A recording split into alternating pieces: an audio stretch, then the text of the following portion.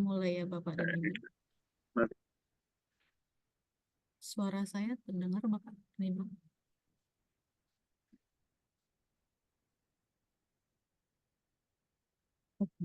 Assalamualaikum warahmatullahi wabarakatuh.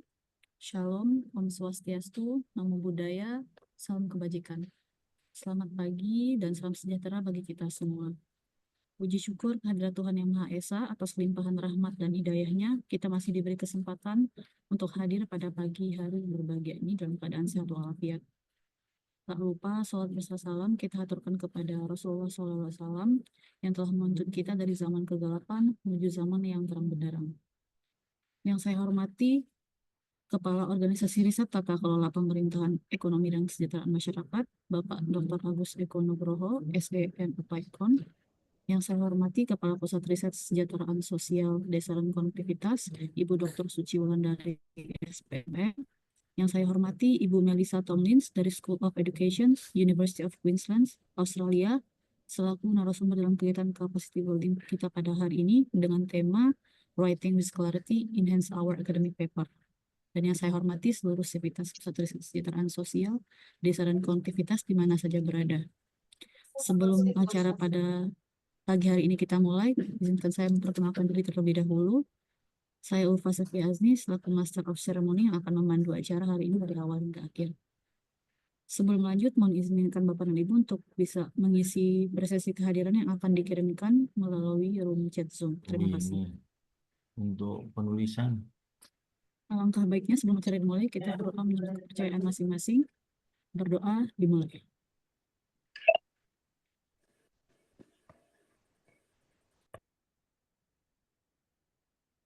Baik, berdoa dicukupkan.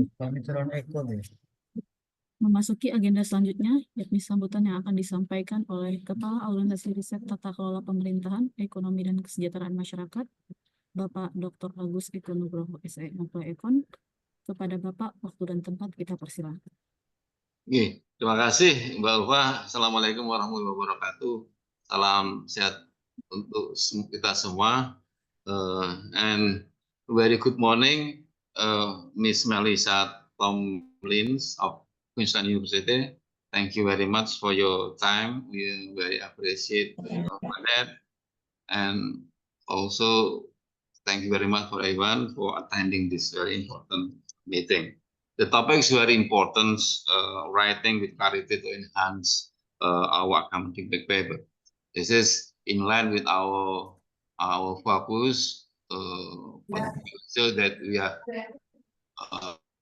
on improve our education quality, especially in the global standard journal, and also that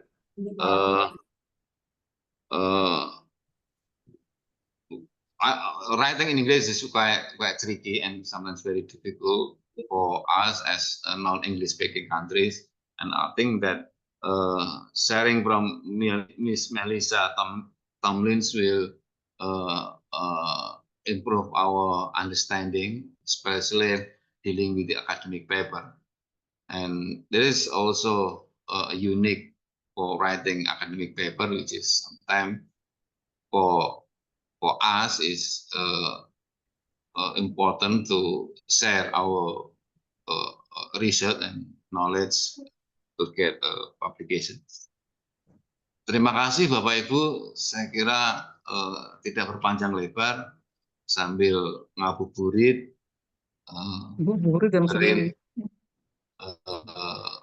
Ibu Melissa untuk sharing berkaitan dengan bagaimana cara meningkatkan kualitas akademik paper kita. Sekali lagi terima kasih. Akhir kata, wassalamualaikum warahmatullahi wabarakatuh. Terima kasih atas sambutannya Bapak Agus. Izin mengingatkan Bapak dan Ibu sekalian untuk dapat tetap menyalakan kamera selama kegiatan ini berlangsung. Agenda selanjutnya yakni penyampaian materi kegiatan kita pada hari ini yang akan dipandu oleh moderator kita, Bapak Dr. Lukman Nul Hakim. Dan adapun akhir dari sesi materi ini akan ditutup dengan sesi tanya-jawab. Dan untuk mempersingkat waktu kepada Bapak Lukman, waktu dan tempat saya persilahkan. Ya, terima kasih Mbak Ulfa. Bismillahirrahmanirrahim. Assalamualaikum warahmatullahi wabarakatuh. Udah. Okay, can you hear me Mbak Ulfa? Nah itu. Ini. Nah, Oke, pertama saya ingin mengucapkan terima kasih kepada Bapak Dr. Agus Eko Nugroho, the Head of Research Organization for Governance, Economy, and Community Welfare. And second is to Dr. Suci Wulandari, the Head of Research Center for Social Welfare, Village, and Connectivity, and our Master of Ceremony, Mbak Ulfa Sevia Ajni. Okay, we are so delighted that today we welcome our speaker, Melissa Jean Tomlins. Yeah, she's actually joining the Australian Volunteers Program, in which she is going to help us in terms of writing, especially for journals, international journals. Yeah. Melissa is a PhD candidate from the School of Education, University of Queensland. Her research focus is on critical thinking in the academic writing of postgraduate students from Australia and China. And I believe she is currently in China. Ni hao ma, Melissa? Okay. Melissa brings over a decade of experience in supporting international and postgraduate students in enhancing their language and academic writing skill. As a former academic support coordinator at Central Queensland University, she designed and taught units on language and library skills and delivered lectures on English for research. Her extensive experience also includes teaching IELTS, assessing adult migrant students, and training volunteer tutors for English language program. And her work has been recognized with accolades such as Best Presentation in Theme Award from CQ University and the High Achievement Award from Queensland University of Technology. And moreover, she is actively presents her research at international conferences, including ASAID 2024 in Tokyo. And with her deep knowledge and extensive experience, Melissa is here to guide us in mastering the essential of the journal writing skills. And ladies and gentlemen, let us warmly welcome Melissa Jean Tomlins. Hello everyone, Assalamualaikum warahmatullahi wabarakatuh, dan Om Swastiastu. Saya senang sekali ada di sini dengan kalian hari ini dan saya senang sekali bisa membantu kalian dengan menulis dalam bahasa Inggris. So today we're going to have a look at how you can improve your writing skills for writing journal articles. Now, before I start, while I'm speaking, I'd like you to make some notes about what sessions in the future you think would be able to help you so that I can best deliver sessions that will be targeted to what it is that you think that you need. So I'll be delivering a few sessions over the next few months, but also I'm happy to help you with your English writing. I can speak Indonesian, so if you want to explain something to me in Indonesian, I can help you to transfer that into English. So if you have any questions, please feel free either to interrupt me or to write your questions in the chat. I'll look at the chat later on rather than as I'm doing the presentation because I can't do everything all at the same time, but please don't hesitate to ask any questions.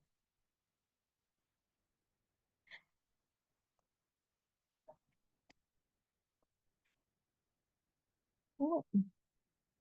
Can you see that? You can see the presentation? Yes, Yes, we do. Yeah.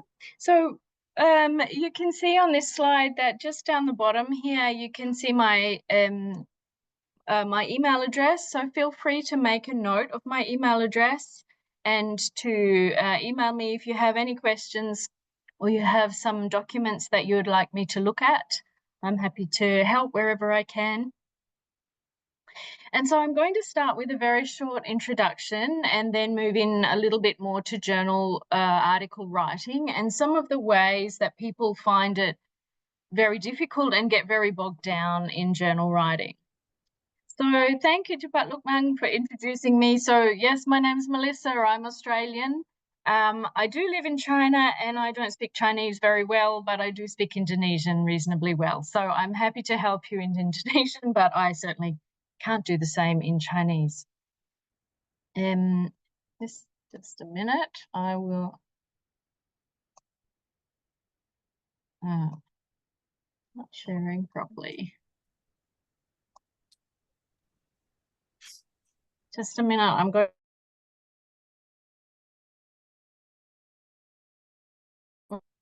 I'll try again. Sorry.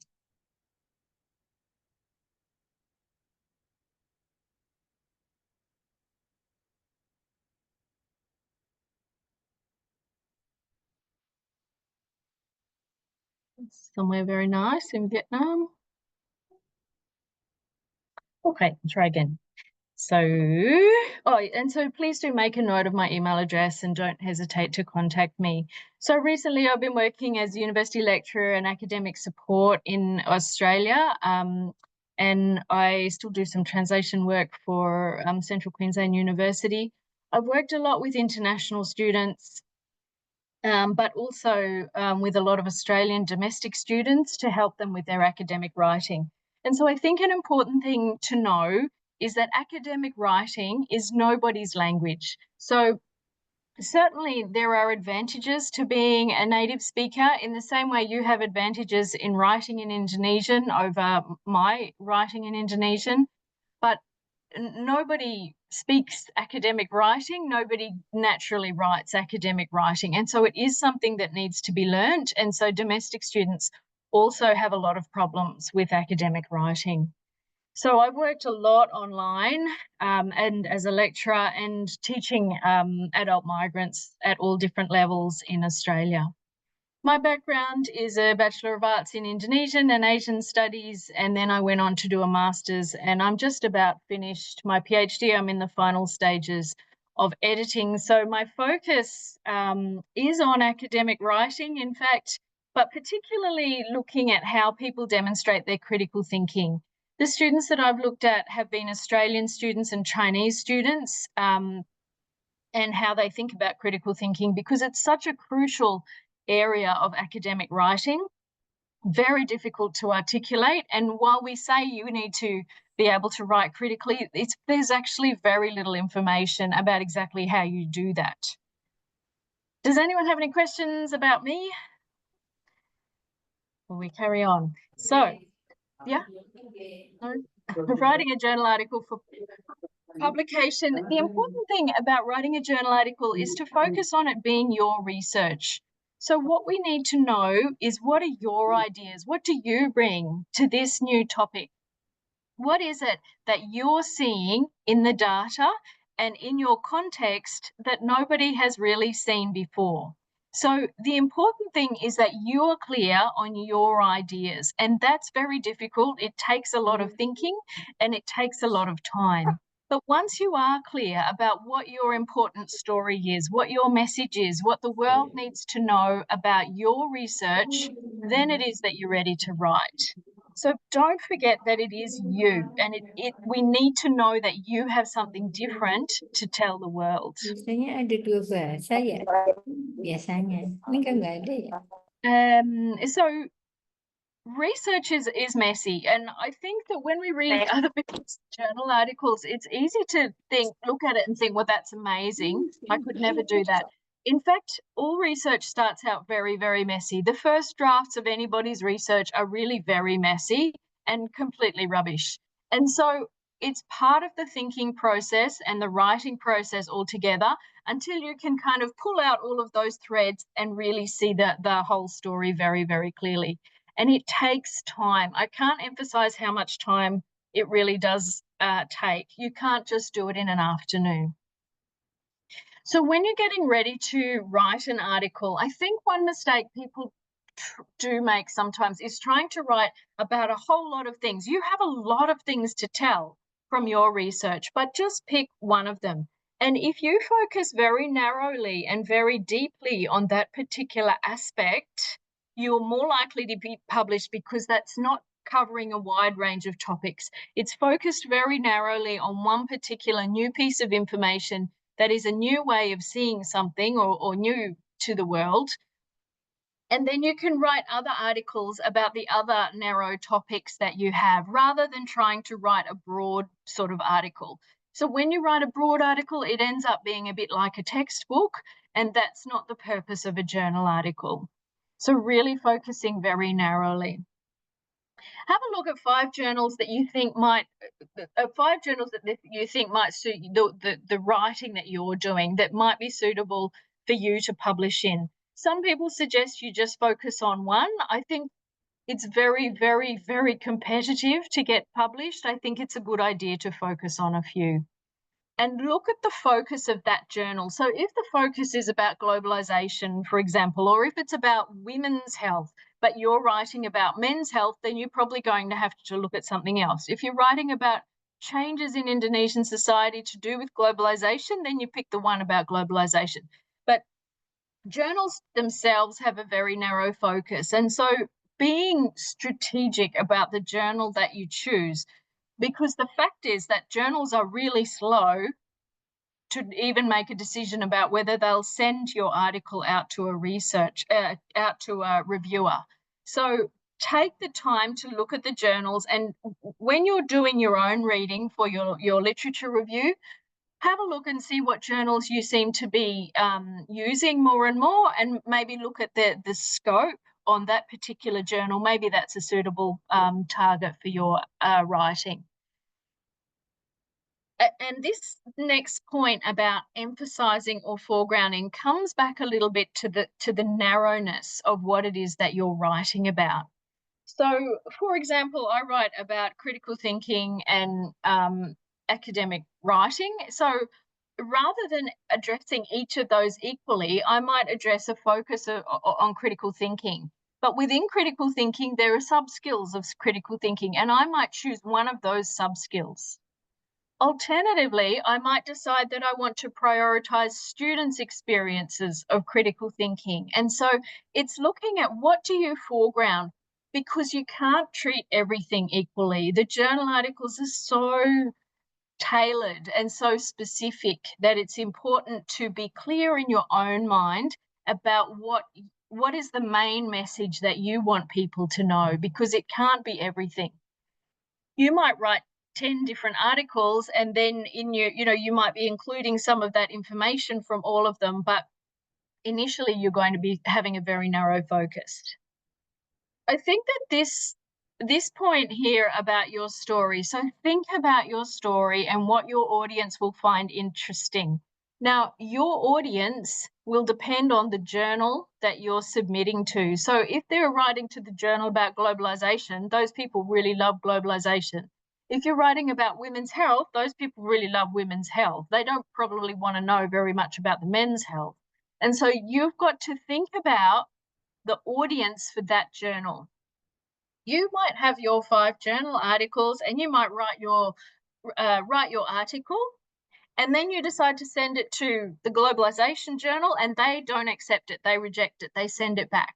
And so then you're going to send it to the Asian Journal. And so maybe then you look back through your article and you emphasize the Asian angle in that journal article. So you can emphasize different aspects of your article to increase your chances of that article being published. It is quite strategic. It takes a lot of time, but you need to think about who is going to be reading this and whether or not it's relevant to that journal that you're submitting to. So where do you start? There's really no point of starting. You've probably done the research, you've collected all of your data, you've looked at your data, you've analysed the data, and you've thought about the data, and you do some reading in the literature, and then you do a bit of writing, and you just keep on going round in circles. I would love to tell you that it's just a straight procedure. The reality is that it is not. And most people will do at least 10 drafts of any article that they write. The other thing I would like to tell you is that whatever you send to the journals, the reviewers will look at your article. If they think it has potential, they will send it back and ask for corrections. Almost invariably, it doesn't matter what you write, somebody will have a slightly different opinion about what they think is important. Maybe they want you to include a particular angle or particular article, or have you seen this other research, or maybe you need to reconfigure one particular paragraph. Maybe the other reviewer will tell you exactly the opposite. And so this is just a reflection of different opinions within academia. Don't take offence, take it as feedback and take it as an opportunity to learn a little bit more. You don't need to agree with everything, but you do need to think about everything that they say. The other thing is that sometimes journal reviewers will provide fantastic feedback, very useful, very insightful, and really helpful for you to develop the article. So as you're reading, you'll be writing, you'll be thinking, it just goes around and around. And the difficulty, I think, sometimes is knowing where to stop. My suggestion is to start from the very big picture. So what do you want people to know about your research? What is your message that you want people to know about? Working down into the details, so down and down and down. So, for example, if you're writing a thesis, you'd start with chapters. If you're writing a book, you'd start with chapters. What am I going to call all of these chapters? In your journal article, you'll start with sections. And so what sections are you going to include? Then think about the paragraphs and then worry about the sentences and the grammar and the vocabulary. More of journal article writing is it is very important to have the ideas. You can have a lot of words, and you've probably read articles where there's a lot of words, but you think, well, I don't actually really know what the message is. It's just words. ChatGPT or any of those other AI systems can provide a lot of words, and sometimes there's no real message, there's no real essence, there's just no substance to it. So firstly, thinking about what sections do I need, and that's quite straightforward often in a journal article, but what am I going to put in the paragraphs? And then you can work down and worry about the sentences and the words and where you're going to put a comma. So very practical things first. Set up a template. So I do this and I format it. Most of the journals that I write to are for APA. They prefer APA referencing. So APA 7th. So I have a template that is formatted in APA, and in that I have the structure of the article. So each time I write a new article, I just use that. I don't have to worry about doing the formatting later. If you need to set up an article, this girl has a really great video, and you can watch the video and set up your Word document sort of at the same time. So if you want to make a note of it, it's just how to format your paper in APA style, and her YouTube thing is Smart Student. So I used her to help me to set up a template, and then you're good to go. So think about what sections you're going to have. What's the word limit? So I recently submitted an article that was 8,000 words. It was rejected. And so then the next article I wanted to write to send it to was 6,000 words. So that's cutting out 2,000 words. And so you need to be aware of the word limit so that you can allocate the words to the different sections of your article. Otherwise, you end up writing a literature review that's 3,000 words, and then you've only got a few thousand words left for all of the rest of it. So really thinking carefully about how many words you're allocating for each of them. So some of it's fairly obvious, like the abstract's usually about 200. sometimes it's 250, and then the next time you submit it, it has to be 200. You have to cut it back by 50, and that's a pain. It just takes a lot of time. So know the journals that you're targeting, how many words they want, and then allocate the words accordingly. So this is the scribbling stage. So scribbling is just writing a lot of ideas. So make sure you write ideas and don't write long sentences. You can write in Indonesian, whatever language you want to write in, that's fine. It's just ideas. If you get your ideas out of your head and onto the paper so that you can see your ideas, and then you can figure out what's really important, what's similar, so that you don't end up writing a whole lot of repetition and then having to cut it out again later. So I use mind maps, and so my mind maps are very messy. There is software that you can use. For me, I find the software interferes with the flow, and so I just use a pencil and paper, and I do a lot of scribbling. It helps me to see what it is that I'm thinking. It helps me to see the connections. It helps me to get rid of the ideas that are not so important. It helps me to prioritize ideas. So I scribble a lot in mind maps. Some people I know use these little post-it notes, and each idea they can organize them, move them around, shift them into some different sections, because often in your article you'll have some information that could fit in one of a couple of different sections. And so being able to move it around helps you to do that, rather than spending the time down in the weeds writing all of your words and trying to figure out where do I put a comma, when actually from the bigger picture, you haven't really thought it out yet.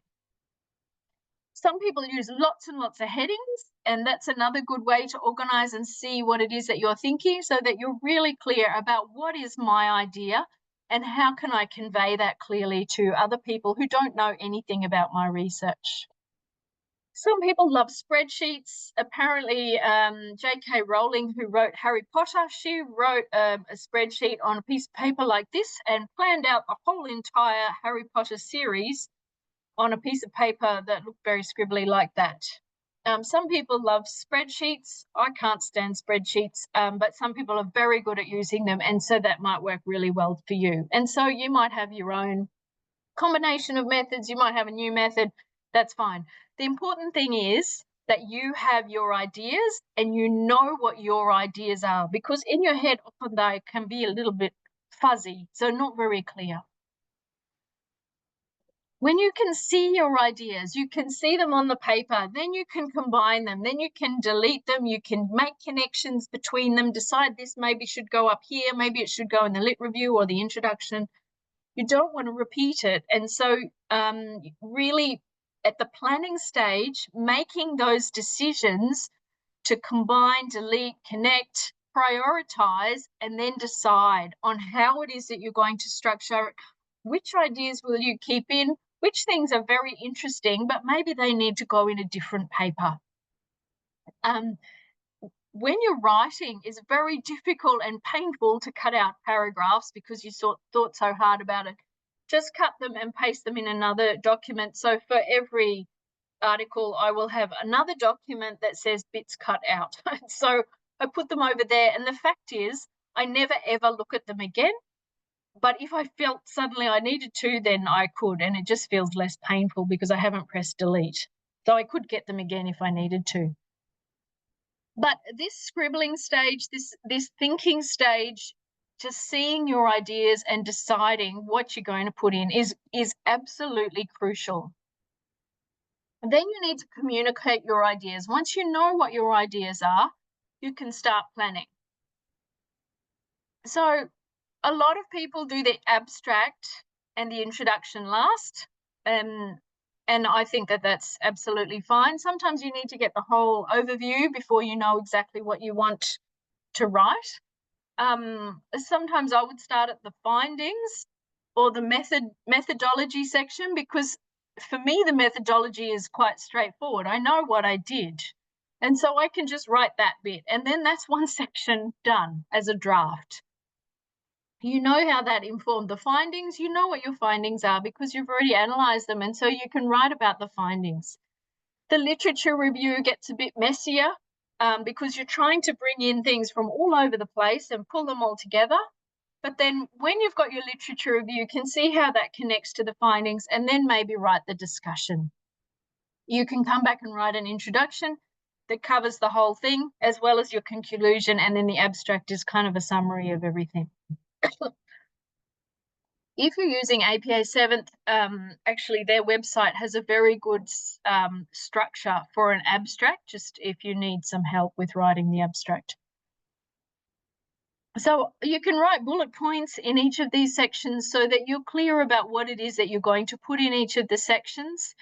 So I use that to help me to plan what are the main things that I must put into this particular section. I think that you can start with the easiest section first. Don't start with the abstract. It's a messy process.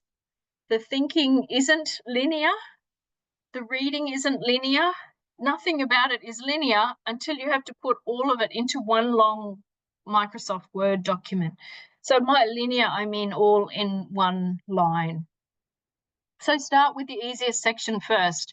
If it seems too hard, you probably just won't do it.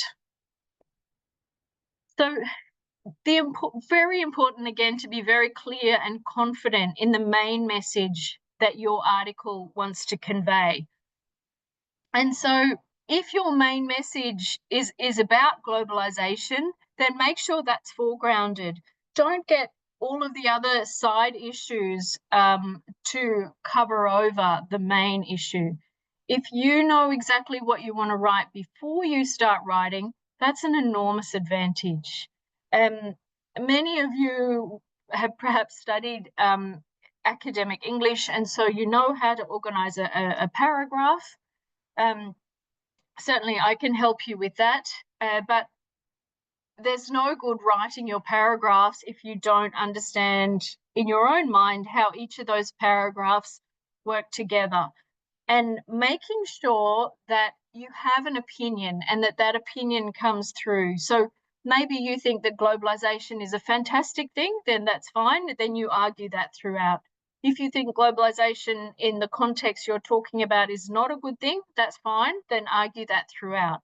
So in the planning stage, knowing what you think in order to be able to structure your document so that you don't spend a lot of time writing and then really having to throw that out or figure out actually what was I trying to write.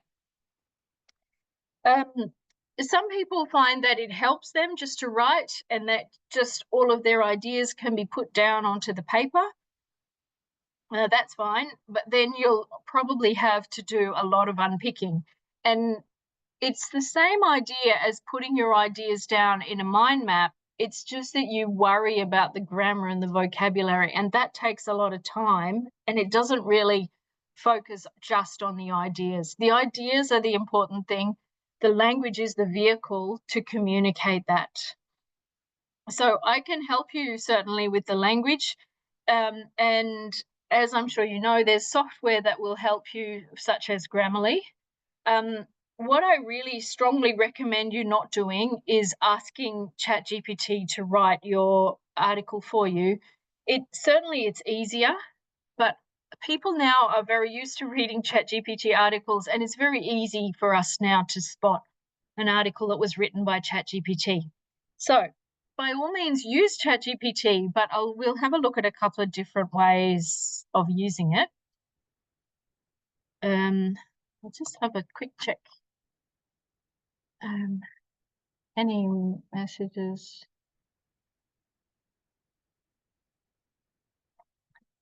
Questions in the chat? Okay, so using AI, and you might have your own ideas. AI is still relatively new. People are still figuring out how to use it ethically. Certainly in Australia, it is a major topic of discussion at the moment. How do we use AI, and what is the role of AI in education? You know, there is the danger that the lecturers use AI to write the topic, the assessment task, students use AI to answer the assessment task, and then lecturers use AI to mark the assessment task. In fact, we don't really need any people anymore. I think that honestly, critical thinking will become more and more important as people are having to analyze what is produced by AI. So when you're writing your journal article, oh, it's not backing. Remember that you're the boss. And so by this, I mean, you're the one with the brain. So the AI is just scraping the internet to find any information that's relevant and putting it together in a way that looks, wow, that's amazing, because the grammar's perfect. They use amazing vocabulary. It all looks very sophisticated. But when you read it, you can tell that it's really not a person, and it feels a bit soulless and a bit empty. So you're the boss, you're in control. We want to know what you think and what you have to tell the world, not what AI can write for you. So see AI as an assistant. So if you have an assistant, you won't ask your assistant to write your article for you, but you might ask them to get some information for you, for example. And so you might have some ideas, and then you ask it to write an outline. So AI might write the outline. Don't accept that outline. It's just a starting point. You decide whether or not that's a good outline or not. So if you want an outline for your journal article, you might look at it, and at first glance, when you first look at anything AI written, you think, wow, that's amazing. But when you think about it a little bit more, using what you already know, using what you've already read, you'll start to see, actually, it doesn't really flow. It doesn't really say what I want it to. So really, AI can provide you with a kind of a very bad first draft, but you need to make the decisions about what's important, what do people need to know. So you can put in your ideas. This might just be in bullet points. Please give me an outline for a journal article about, or write the literature review for a journal article about globalization. And so they will give you a structure based on your points, but you need to make the decision about whether that's good or bad and why. You can use AI also to push your thinking, so to extend your thinking. So it's a bit like having an assistant or another colleague, so that you can talk to somebody and have a conversation about your research. AI can be quite useful for just giving suggestions about different ways to think about something, or giving an alternative perspective on something. So a prompt might be just something like, ask me questions about globalization in the context of Indonesia in, I don't know, one particular aspect of that. So as detailed as you can, that will help me to think critically. And it will give you some answers, and it will give you the answers to these questions, and you can consider how your answers are similar or different to its answers. And so sometimes this is just a different way of pushing your thinking, helping you to think about how things can be done differently, how other people might be critiquing your journal as well. And so once you've done the thinking, then you can worry about the actual writing. And in future sessions, I'm happy to write or to deliver sessions about different aspects of writing. But before you do the writing, the very important thing is that you have a really good understanding of whatever it is that you want to write about. So it's really important, again, that this is your work. So it's not AI, it's not what you've read, it's not just reiterating. You really need to be thinking about what your work is, why it's important, how it's relevant, perhaps to the literature that's already written. Maybe there are different contexts where a similar study has been done. How is it similar to that? So looking for connections between your work and the literature. Why is it important? So they're your ideas as well, and tell other people why these things are important. I think that the literature has been so dominated by English-speaking Western academics. I think it's absolutely crucial that we have far more research coming out from countries like Indonesia. At the moment, English still dominates the global journal world, and so you do need to publish in English if you can.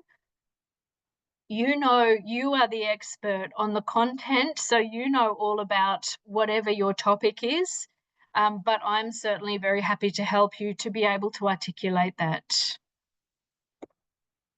So focus on your ideas, focus on your message, not the words, not the grammar initially. And if you know what you want to say, the rest of it can follow. So any questions, any comments, any feedback? Here's my email address again. If you would like to contact me, you're welcome to send me a research paper that you've written. If we need to, I can catch up with you on Zoom and talk about it. If you speak to me in Indonesian, I can understand you and I'm happy to help.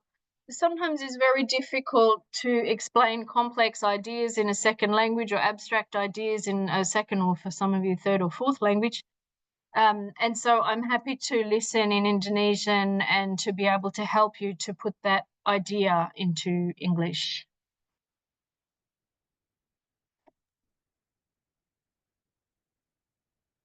Thank you, Melissa.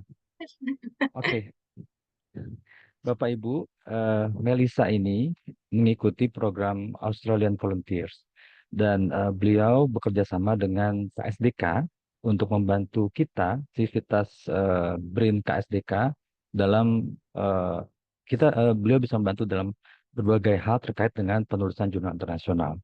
Nah, beliau akan bersama kita selama 3 bulan. Waktu itu beliau bergabung dibantu oleh Mas Eko dan Mbak Dian Karina Imron ya dengan saya.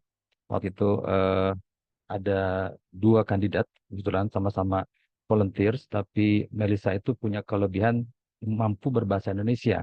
Jadi itu yang membuat beliau bergabung dengan kita. Terima kasih banyak Melissa ya atas kesediaannya.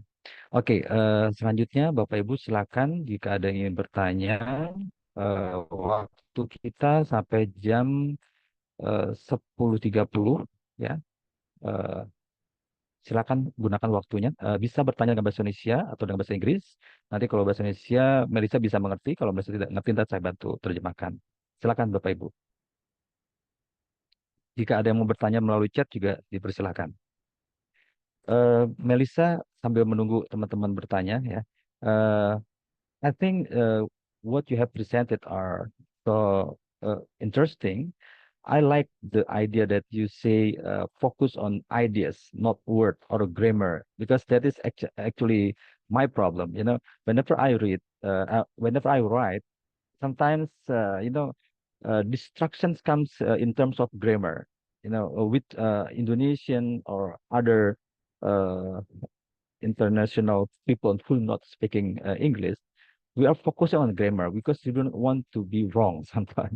Okay, when a person raise the hand, Mas Febri. Mas Febri, silakan Mas Febri. Terima kasih Pak Lukman. Apakah suara saya terdengar dengan baik? Jelas. Jelas, oke. Oke. Terima kasih Ibu Melissa yang sudah memberikan materi yang menarik, saya kira. Izin untuk bertanya ya. In writing an article,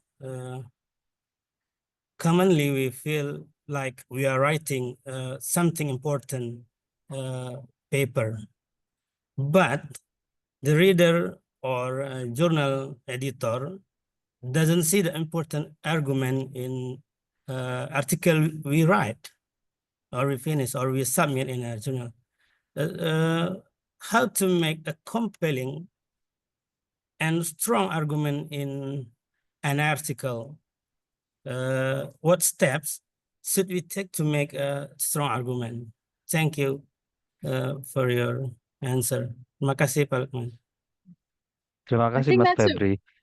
Yeah, I think that's a really great question and very, very important. And I think once you know what your argument is, it's about making sure that that argument is clear at the beginning and is carried on through the whole of the document. And so at each different stage, you have to be reminding the reader that this is a continuation of the argument that I presented earlier. And so if your argument is that, I don't know, women need better health care, for example, and so that will be continued throughout. And so it feels very repetitive. And it feels like you're saying the same thing again and again. And to a certain extent you are. But that article is just arguing that one main thing. And so you need to be able to state that clearly in the introduction and why that thing is important. And then your literature review will also be shaped to support your argument. Your methodology, it tends to be justifying the methods that you have used, or the way that you have designed your research. Then the argument tends to come out in the findings, and in the discussion you're showing how your findings are connected back to the literature review where you were already presenting your argument. And so this argument comes all the way through, and then in the conclusion again you're restating your argument really, really clearly. So it's not that the reviewers are stupid, it's just that we need to have a very clear singular messages just throughout the whole of the document. And so you're doing that really at the section level, at the paragraph level, and also within the paragraph. So showing the importance of whatever it is that you're arguing using vocabulary, but also making that very clear from the structure of the paragraphs in the way that you have chosen information and the way that you prioritize information and show what's important and why your argument is supported by whatever is written in the literature. So it really is throughout. Thank you, Melissa. Mas Febri, sudah jelas? Thank you, that's clear enough. Thank you. Okay, I invite more audience to comments, or maybe you want to share your experience.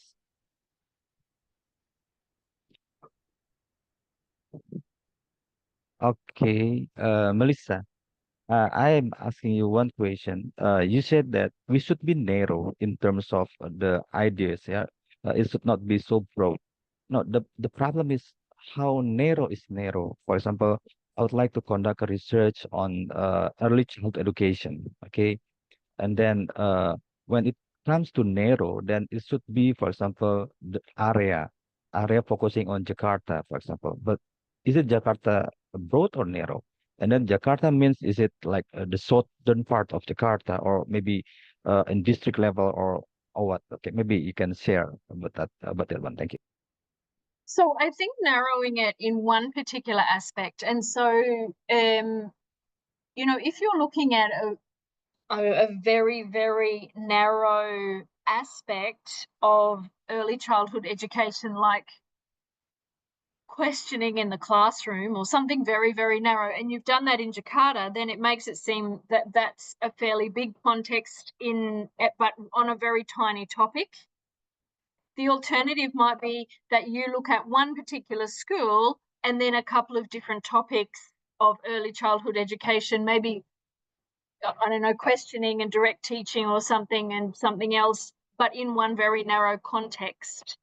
And so what we don't want is that you're talking about all of early childhood education in the whole of Indonesia.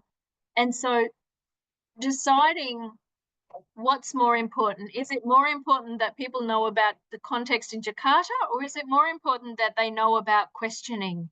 And so then you'll prioritize, and maybe Jakarta becomes the background.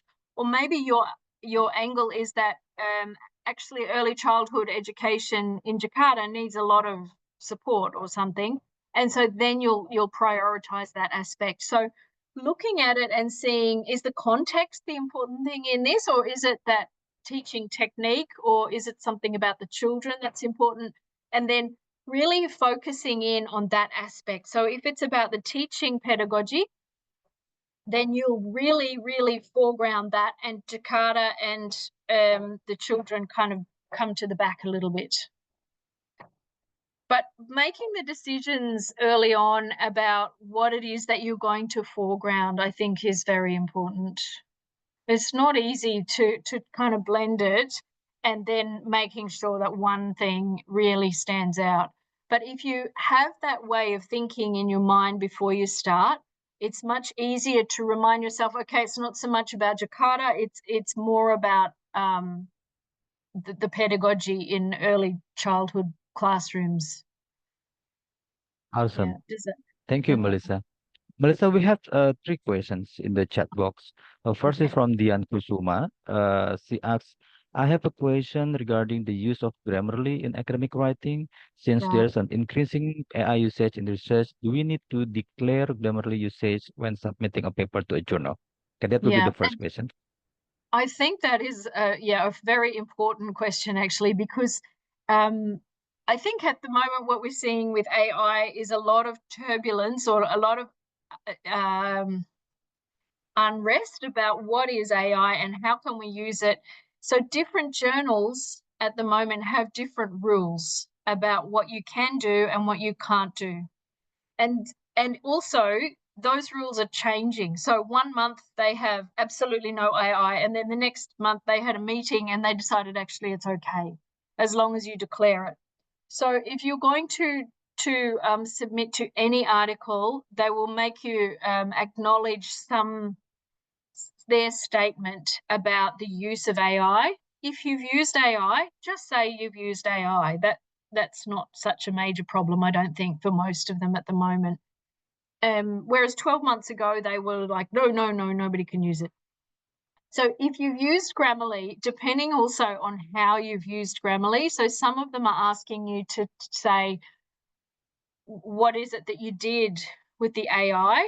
Others are asking to say, which AI did you use? And so looking at the journal to see what it is that they will accept and what it is that you need to declare. So just be honest. Yeah. Thank you. And now is Pak Wahyudi. Please, Pak Wahyudi.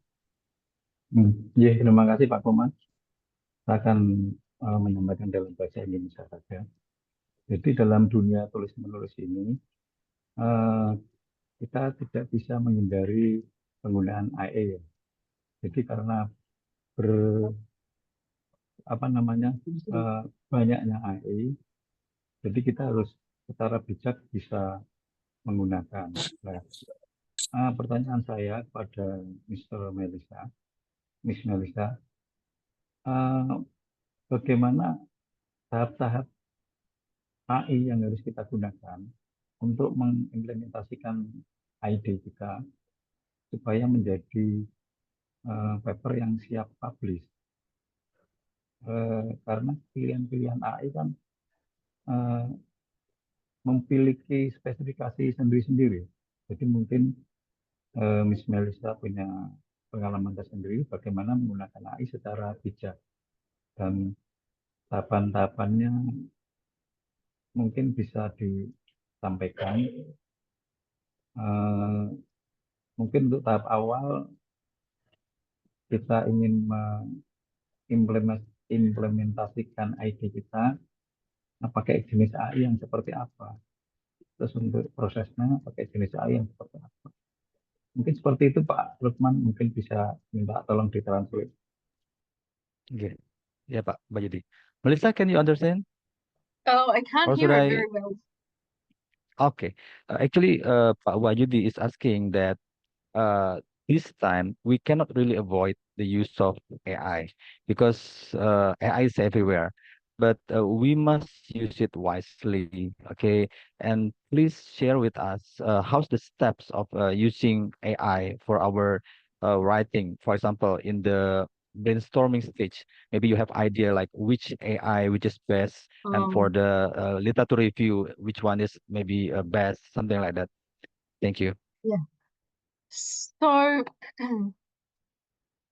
I think that it might be worth actually doing another session about using AI for academic writing. It's changing very, very, very quickly. So last week, Copilot for example, wasn't very good, and this week they did a major update and now it's okay. So it's changing very quickly. For academic writing, one of the platforms that people really rave about and recommend is called Claude AI. I'll just put it in the Claude AI. I really don't think you should be getting AI to write or to research for you, because, you know, even the other day in preparing for this, I asked it to do something that was relevant to my own research. And the articles that it came up, I thought, oh, I haven't seen those articles, which seems unusual. And so because it recommended these 5 articles might be useful, when I said to it, I can't find those articles, then it went back and it said, actually, I made a mistake. So that article didn't exist. And so you do have to be very, very careful about this hallucination. And that's why I think rather than using it to do the work for you, use it as an assistant. And so maybe another one that is much better for looking for resources for like the literature review, which I do use, is called elicit.com. And so elicit.com, you put in a research question, and then whatever your research question is, if you're looking for something about critical thinking and academic writing, and then it will come up with 5 articles, give a very brief synopsis of each of those articles and a summary of all of the articles. And so I use that sometimes just to see whether or not maybe I've missed an article. I haven't found with Elicit that it gives false articles. ChatGPT does just make things up. Claude AI doesn't go back very far to be able to give summaries, but Elicit does suggest articles. The only thing I have found with Elicit is that often the articles are really old. Even though sometimes with that article, you can then find that article in Google Scholar, and then from Google Scholar, you can click on cited by and see who has cited that article more recently. And that might help you to find articles that are relevant to whatever it is that you're writing about. Yeah, so I do think you can use it to help you. I don't think use it to write, because the Turnitin will pick it up, but also the reviewers will just look at it and know this is not a human. Yeah. So Thank we you, still need Melissa. to know, yeah, we still need to know that you're in there. We still need your ideas and your personality and your voice to come through. But I recognize that it's tough because it's so competitive. It is so competitive. But maybe we can do a session about AI. Yeah. You can chat with it as well. So I use it to chat in Chinese to practice my Chinese. But if you can maybe talk to ChatGPT, for example. You can just say, I want to write a journal article, you know, about women's health in Jakarta between 1950 to 1960, and then give me some ideas about what I could include. And then you can respond to that and say, actually, I don't think that's a very good idea. Is there anything you can tell me a little bit more about something else? And so you can shape it and continue to prompt so that you get closer and closer and closer to what it is that you think that you're looking for. I would say, though, don't trust it on any details. Yeah.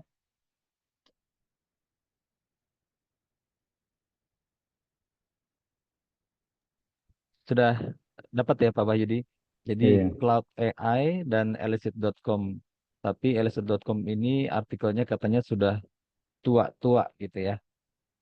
Dan jangan terlalu percaya dengan artikel yang di-share sama AI.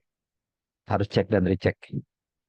Thank you, Melissa. We do still have questions in the chat box. This is from Ibu Sri N. Hartatik ya. I will read it for you. Thank you very much for your insightful presentation. I usually use mind map for scribbling, and today I just knew from you about the spreadsheet method. Can you please explain me in detail? Do you have any suggestions about how to focus your idea from mind map? Because sometimes my mind map gets so messy and I really can't focus on one topic. Thank you very much. You can't focus on one topic. Yeah. So with the spreadsheet, you just you can use it however you want, the same as the mind map. It's just being able to see your ideas. And so you might think about the literature review, for example, and you might like to make a spreadsheet. So within the literature review, the first thing you need to think about is what themes am I going to write about in the literature review? And so you might have themes, and then you might put in, I don't know, Article 1, Article 2, Article 3, and looking at how those are connected. That's one way to do it. Alternatively, you might just have a whole lot of ideas and then be able to see how those ideas are connected, and you can move the cells around if you want to.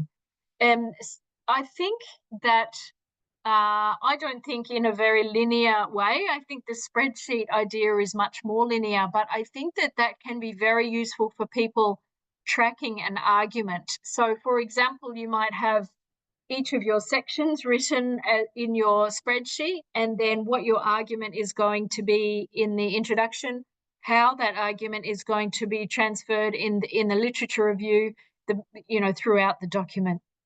So you can use it however it works for you. So my mind maps are also extremely messy. What I tend to do is I have a lot of scrap paper, and then I write one mind map, and then one aspect of that mind map I will start again on a new page, and so that I have more and more ideas coming from that.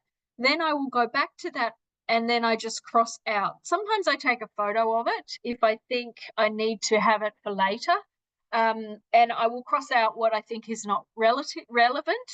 And then I might see, oh, this idea and this idea are similar. So this one I was thinking maybe I can put that in the introduction. I don't want to put the same thing in the literature review. And so where am I going to put it? And so it's not just one mind map. It goes through, I have pages and pages and pages of mind maps so that I can see what I'm thinking and develop my ideas. And when I have it in so that I can see what are the main things I want to write, then I can transfer that onto the page in terms of bullet points, so that I know what is the main point that I need to include in that particular paragraph, for example.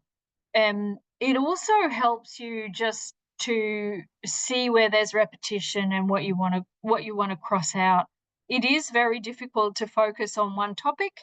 If you start, for example, women's health in Jakarta, maybe you're talking about with children, or maybe mental health, for example. If it's mental health, what aspects of mental health? If you're talking about depression, for example, then what aspects of depression? What are the important factors in that? And so then you might make a new page, and then you just pick up on depression on the new page. So there's not a hard and fast rule. Nobody will ever see your scribbling. So just use it as a tool to help yourself. And exactly the same for the spreadsheet. Just use it however it's going to work for you to help you to clarify what it is that you are thinking. So sometimes I will write a table. So I don't really love Excel, but I will write a table on a piece of paper just to help me see things in a more structured way as well. And so, my go-to method is the mind map, but certainly you can also use other methods as well. Don't feel that there's any rules about it. It's just to shift away from just starting to write. You feel like I have to write 6,000 words, and now I'm at word 3, and people get very focused on just worrying about the grammar and the vocabulary. But if you don't know what you're writing, you can't write the grammar and the vocabulary because you've got nothing to say. So when you have the ideas, then you can add the grammar and the vocabulary, but you know what you want to write. And we can fix the grammar and the vocabulary later, but nobody else can have ideas for you. These come from you. So, I can help you with the grammar. I can help you with the vocabulary. Grammarly can do the same. but nobody can do the thinking for you. That's you and your knowledge and your experience and your reading. Yeah. So have confidence in that and that process of figuring out what your story is, what your message is. Okay, thank you, Marissa. Now we still have 3 questions now. One is from Bilkis. She is asking about, I'm working on an article. My question is, what are some effective methods for improving academic vocabulary and formal tone in research writing? Okay, I think I will read the 3 of them. Yeah, that's the first from Bilkis. And the Yep. second is from Mas Dimas. I have a question. What should author do on rejection decision after several months of review process in the journal? Okay, last night I just received that decision as a newbie author. I found it quite discouraging and need some time to contemplate.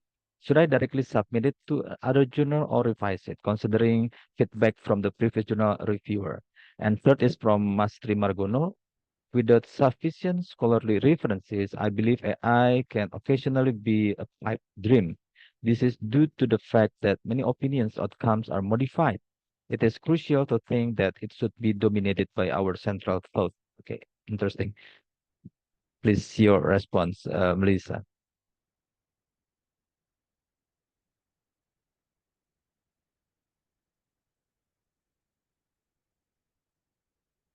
Melissa, you're still mute. Sorry. It's still mute. Okay. So I'm just looking at some of the EAP writing websites. There are a lot of websites. There's a lot of information.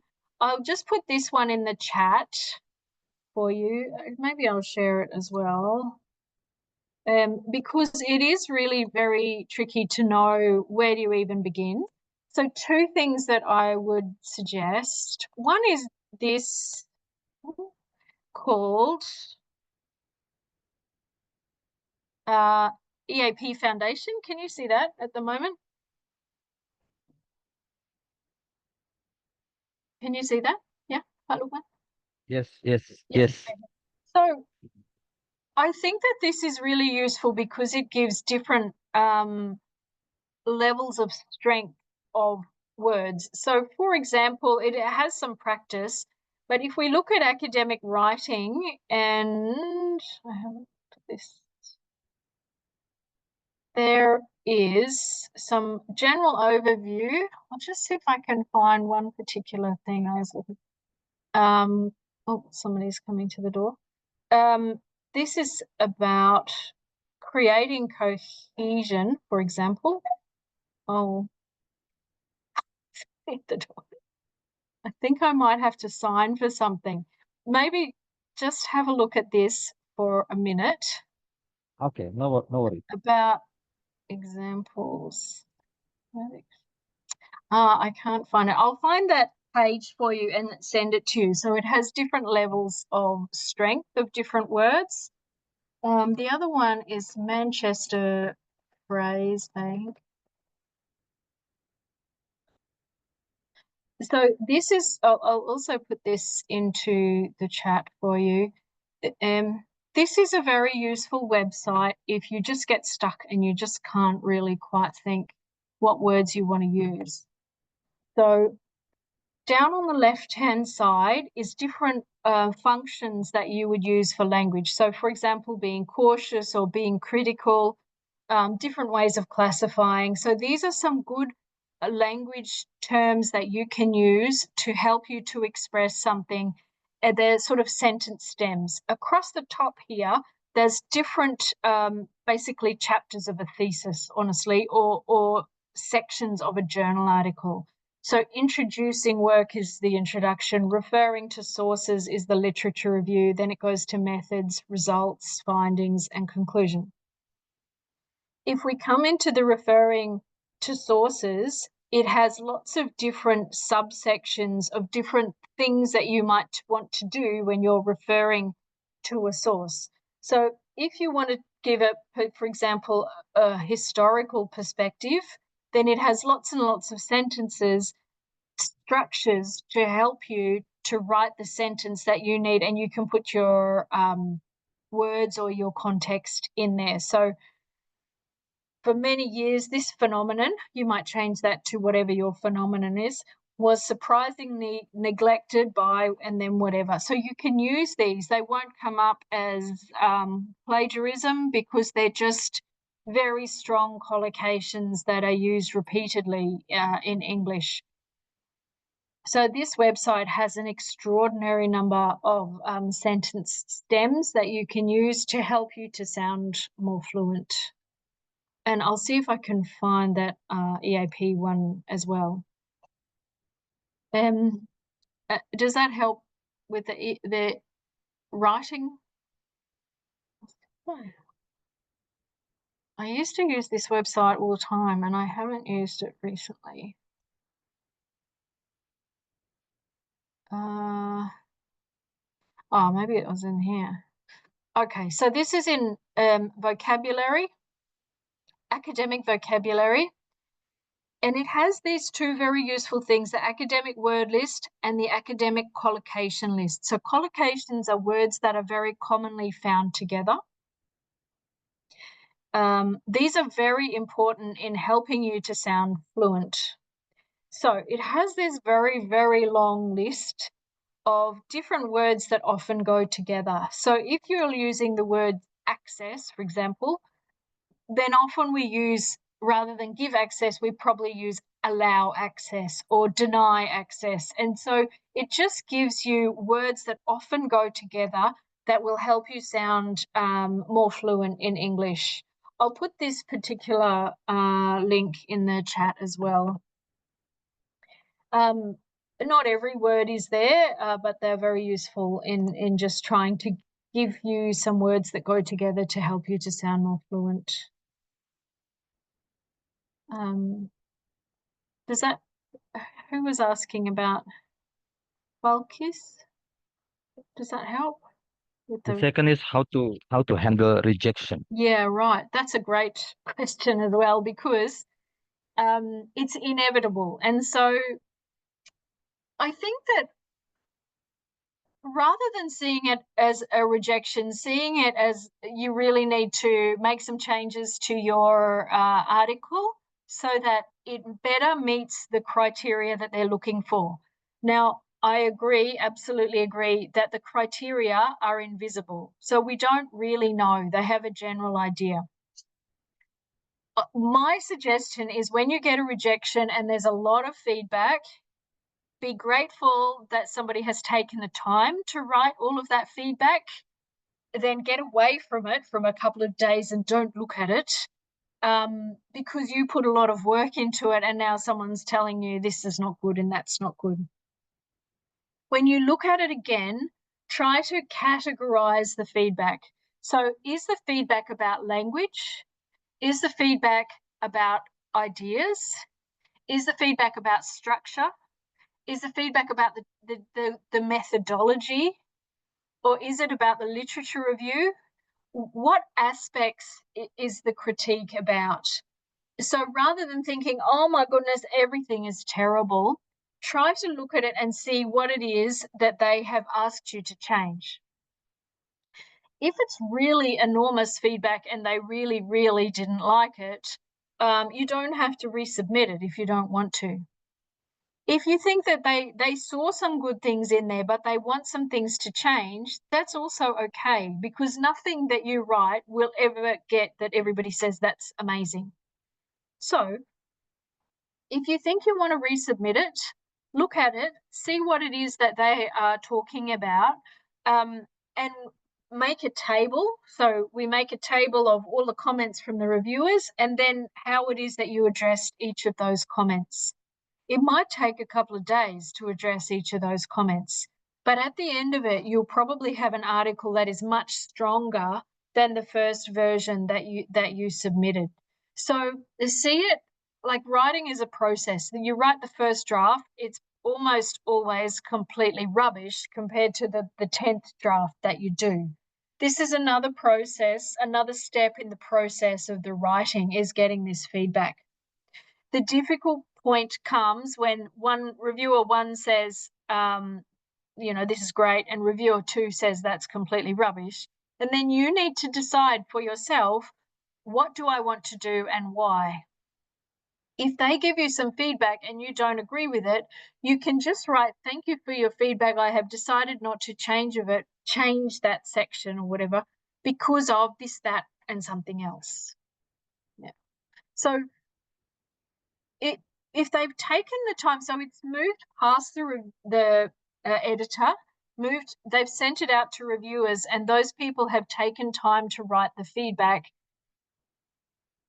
Try not to feel very upset about it, which is very difficult, I recognise, but just see it as them trying to help you to improve it, because nobody's perfect. Everybody has different opinions. Even professors, when they submit their research, they'll get feedback from reviewers. So even after 20, 30 years. So it's just different opinions sometimes too. If you want me to have a look at it, I'm happy to look at the feedback and see what things I think, you know, might be able to change. But yeah, trying not to get defensive about it. And so just put it away for a bit and then come back a couple of days later. And just with that mindset of, okay, what can I do to make my work even better?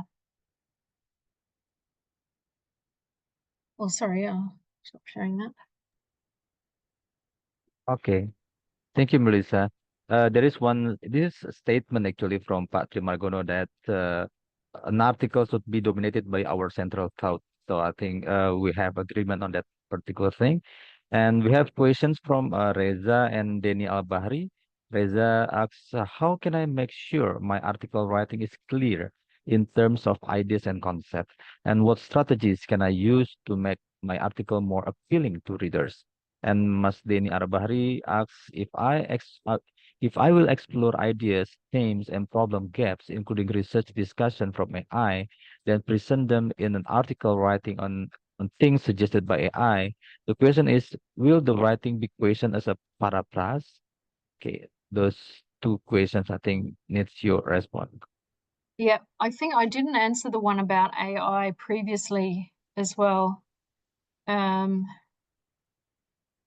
Should be dominated by that. Yeah, so I think AI is so new and so exciting and so different. It's like suddenly we have a whole new version of Google or something. When Google came out, it was amazing, and the universities were, well, what should we do? What should we do? AI is the same. It's a huge revolution in the way that we see knowledge, the way that we deal with knowledge, and how does that impact teaching and learning? So I think at the moment it's a very central topic. I think that will diminish as it becomes clearer how it is that the big organizations are going to use it and what they're going to accept. I think for us, again, using it as a tool, not as a solution. So using it to help us, but not using it to do our job, because at the moment it's not good enough. Only we can do the job, because we need new thinking. It can't think of new things. We need new thinking. You have the data, and you're seeing that in a whole new way than anybody has seen it before, and that is important. Reza, how can I make sure my article's clear? Okay, so I think that the very important thing about making sure that your article is clear is that you are clear about what your main ideas are and what your concepts are. And so if you know you want people to know this thing by the end of the article, that's really the thing that you're going to be writing about throughout the whole article. And it feels repetitive. People talk about English being linear. I don't think it's linear. I think it's very circular. So we go, you know, in the introduction we say this is what we're going to say, and then we sort of repeat that in the literature review in a lot more detail, and then we talk about what it is that we did and what we found, and then we revert back to the lit review. So it sort of goes around and around, but being very clear in your own mind at the beginning is absolutely crucial, because I've read hundreds and hundreds of theses and journal articles, and when I look at one, I can see actually this person wasn't really sure what they wanted to say. They just started writing. So you be sure from the get-go, from the beginning, what it is you want to say, and then add the words. Don't worry about the words initially. Do the thinking, do the reading before you do the writing. Otherwise, if you're not clear, you can't make it clear to me. So any research about humanities or social sciences, I can read it and I can understand it. If there's any math in it, I probably can't. But I can understand it if you've made it clear.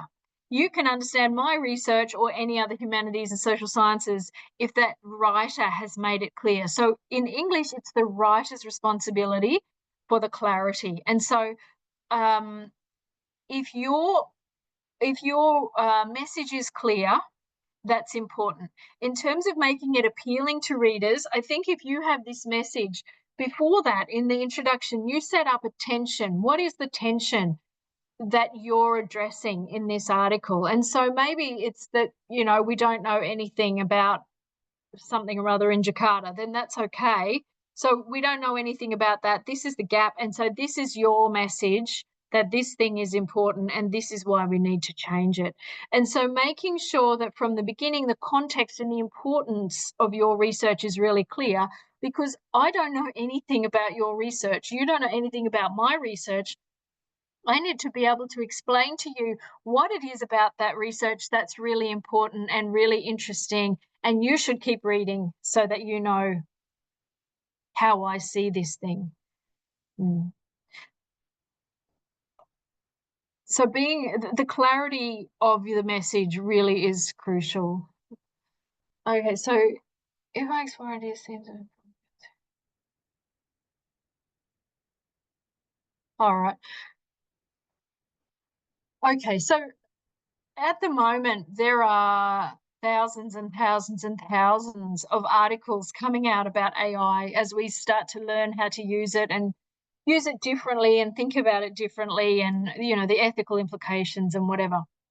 So if you were to write an article about AI, you can write that article. Still, again, the focus is on your ideas. And so I don't know much about AI journals, but I'm sure that they have rules again about using AI. Maybe they are happy for you to write the whole thing with AI. But even if you write the whole thing with AI, it's probably not exactly as you would write it because you know more and you have opinions. And so you want to be able to shape it so that, in fact, it does say what you want it to say. I would really caution against writing anything completely with AI and then using it in a journal article. I don't think that we are there yet. But certainly you can use AI to ask it about ideas, about themes, about gaps in the literature. Use it for that. It's not very good at skimming literature at the moment because it will often give you false information or false articles that just don't actually exist. Paraphrasing is fine. Paraphrasing is normal.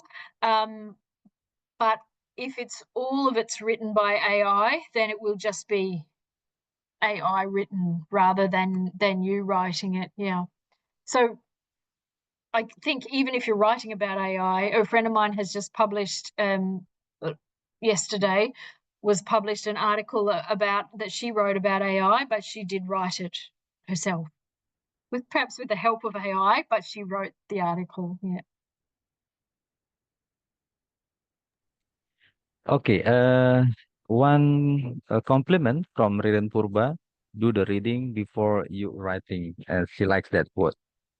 Okay. Melissa, Yeah. we still have time. Actually, I would like to give a perspective about Reza's question. Reza asks about how can I make sure my article writing is clear, right? So sometimes when we write, we think that it is clear, but you know, other people might think differently. So how can we ensure that it is really clear? So can you give an idea about that one? Yeah, I think the tricky thing happens when you know, it's so clear to you because you've been thinking about that research for weeks and weeks and weeks, and so you know it all. And so you expect too much of the reader, And I do the same. And so now I'm editing and I look back and I think, well, how would anybody know that? And what was I thinking in my head when I wrote that thing?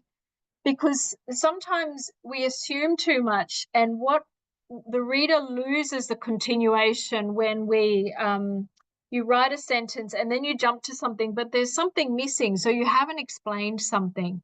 So this is where it has to be so narrow, because the level of explanation is so detailed so that somebody else can know it to a similar level that you know it. They'll never know as much as you because they're just reading that article.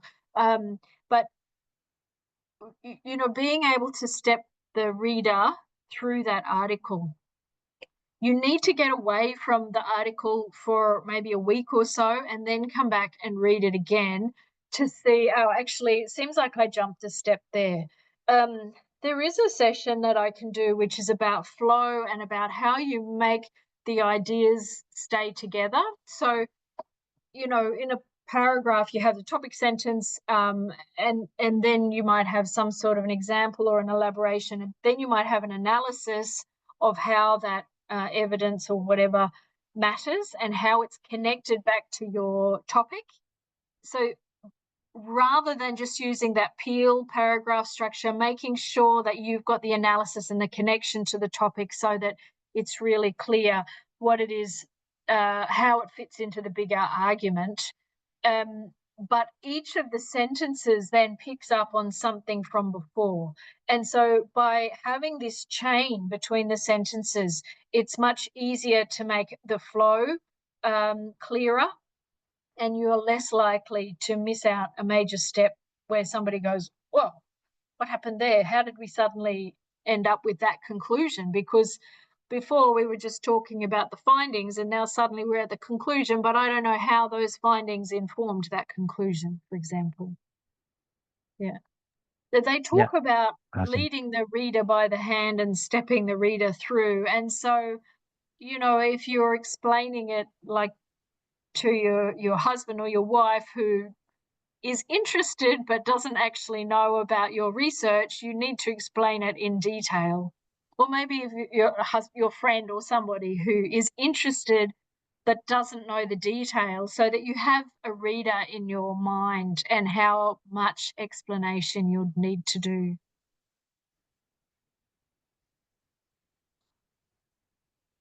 Awesome. Thank you, Melissa. Okay, any other questions from the audience? So what Melissa was saying was very, I agree with her that whenever I write, in the morning, once I wake up, I read carefully from the beginning, from the title slowly. And sometimes we find it like, oh my goodness, what have I done with my writing? So I think I agree with you with that one. Okay, I also would like to compliment those who has give comments like Mas Febri, Mas Wahyudi, Mbak Dian, Mbak Sri, Bilkis, Mas Dimas, Mas Sri Margono, Mas Reza, Mas Dini Albahri, dan Mbak Ririn Purba. Okay, one last chance. If you still have things in your mind, we still have 2 minutes. Otherwise, we will close the session. Okay. I think everyone is satisfied with the topic. Melissa, thank you very much for your sharing for today. So for my friends, as I mentioned earlier, that Melissa menjadi volunteer sukarelawan untuk membantu KSDK. Ya, jadi teman-teman di KSDK, PR Pusat Riset KSDK, ya, jika ada ingin bantuan dari Melissa mengenai penulisan bahasa Inggris, ya. Di jurnal internasional, nanti bisa hubungi Melissa. Beliau akan bersama kita selama 3 bulan. Melissa bisa bahasa Indonesia, bagus sekali bahasa Indonesianya, jadi jangan ragu juga untuk bertanya dengan menggunakan bahasa Indonesia. Okay, Melissa, once again, thank you very much. Also to Pak Eko, Pak Dr. Eko, and Ibu Dr. Suci Wulandari, dan Ibu MC, Ibu Ulfa. Now the time is I give the screen back to Mbak Ulfa as the Master of Ceremony. Melissa, thank you very much. Thank you, everybody.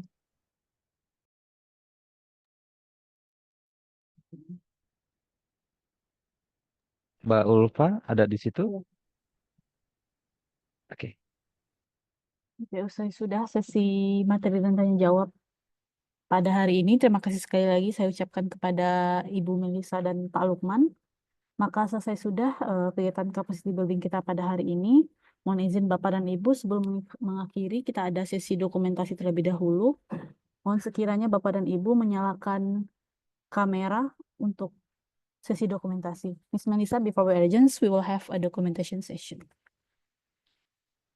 Untuk tim dokumentasi apakah sudah siap? Oke, sebelumnya izin ambil alih Mbak Ulfa. Kepada Bapak Ibu yang terhormat yang belum menghidupkan kamera, bisa untuk menyalakan kamera agar dokumentasi kita pada pagi hari ini dapat meninggalkan jejak, ya, meninggalkan bekas bagi kita semua. Oke, untuk slide pertama,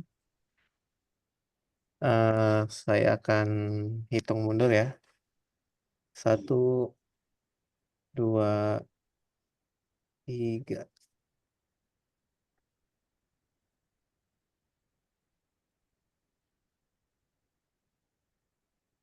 Oke, untuk slide kedua,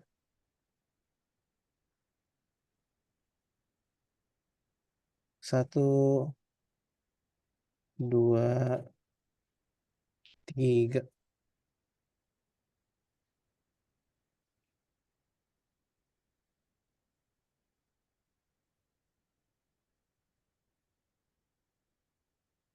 Oke, untuk slide ketiga, 1, 2, 3.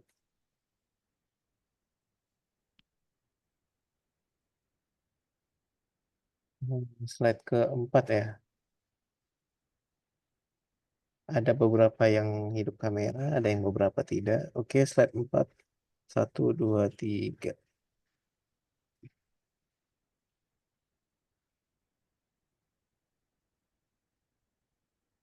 Oke, baik Mbak, sudah saya dokumentasikan. Saya kembalikan lagi ke Mbak Ulfa. Terima kasih. Baik, terima kasih Sultan. Baik kepada Bapak dan Ibu peserta sekalian, saya mengucapkan terima kasih atas partisipasinya. Saya selaku Master of Ceremony kali ini mengucapkan mohon maaf bila ada salah kata. Akhir kata, Assalamualaikum warahmatullahi wabarakatuh. Waalaikumsalam. warahmatullahi wabarakatuh. Terima kasih semuanya. Terima kasih Mas Lukman, Bapak Ibu semuanya, terima kasih banyak.